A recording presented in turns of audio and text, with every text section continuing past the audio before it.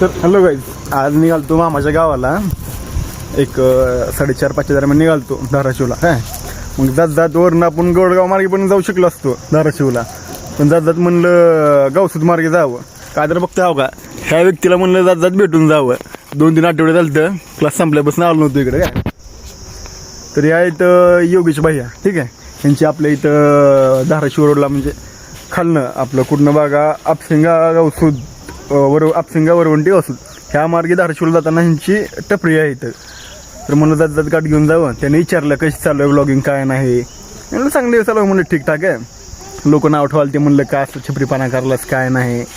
पण त्यांचं एक मत, त्यांनी भाग्यश्रीवाला माहिती आहे तुम्हाला आपल्या जिल्ह्यातला, त्यांना बाबा हसत होते, म्हणत होते काय करतो काय नाही असलं, ठीक आहे, रील आल्यावरती. पण आज तोच माणूस काय कोण जे रील काढत होता, व्हिडिओ बनवत होता, व्लॉगिंग करत होता, तो आज टॉपला आहे. त्याचा एकदम टॉपला. म्हणून जे आपल्या लोक नाव आठवतात त्यांच्याकडे लक्ष द्यायचं नाही असं माझं मत नाही.